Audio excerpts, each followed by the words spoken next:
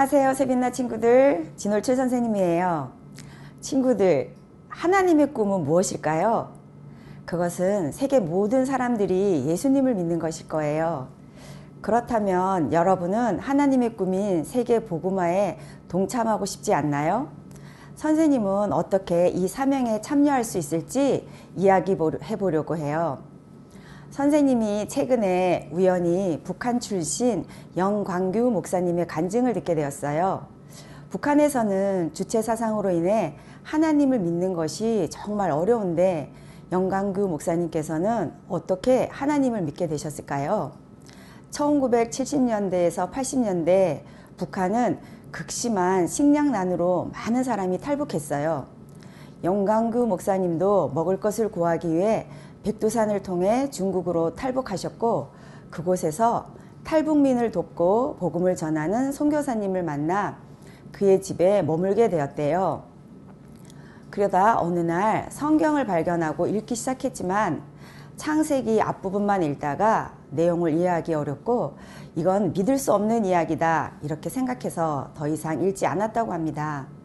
그러던 어느 날 북한에서 식량을 구하러 온 3명의 남자가 선교사님을 찾아왔고, 선교사님은 평소처럼 그들에게 따뜻한 식사와 잠자리를 제공하고 다음날 생활용품과 새 운동화까지 챙겨서 보냈대요.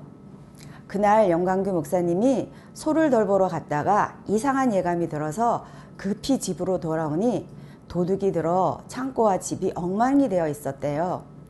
북한 보위부 출신이었던 목사님은 마당에 발자국을 보고 선교사님이 도와준 사람들이 도둑임을 알고 칼을 들고 그들을 쫓아갔고 결국 3사람을 붙잡아 결박한 후 배극망덕하다며 흠씬 때리고 창고에 묶어두었다고 해요.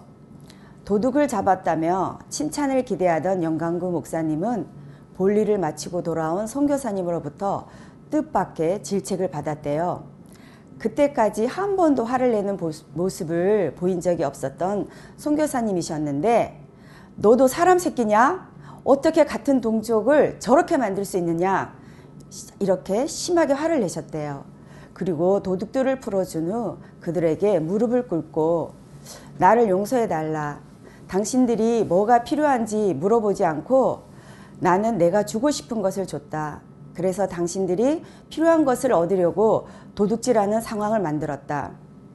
내가 물어봤더라면 당신들이 필요한 것을 이야기했을 것이고 그것을 줄 수 있었을 텐데 내가 물어보지 않아서 당신들에게 죄를 짓게 했다. 그러니 나를 용서해달라. 이렇게 말했대요. 이 말을 들은 도둑들은 진심으로 회개하며 용서를 구했다고 해요. 이 장면을 보며 영광규 목사님은 큰 충격을 받았다고 합니다. 그리고 이분이 믿는 하나님을 나도 믿어보고 싶다. 이런 마음이 생겼다고 합니다. 그래서 그 자리에서 예수님을 믿기로 결단했고 도둑들도 예수님을 영접했다고 합니다. 이후 그들은 양육을 받은 후 복음을 전하러 북한으로 돌아갔다고 해요. 영광구 목사님도 완전히 변화되었다고 합니다. 다시 성경을 읽기 시작했고 선교사 훈련을 받은 후 성경책과 라디오를 가지고 북한으로 들어가 복음을 전하는 사역을 하다 발각되어 재탈북하셨대요. 이후 신학을 공부해 목사가 되었고 북한 동포들에게 복음을 전하는 다양한 사역을 하고 계신다고 합니다. 여러분, 너무 놀랍죠? 더 놀라운 건 백두산의 그 선교사님이 신학을 공부한 전문 사역자가 아닌 평신도 선교사였다는 것이에요.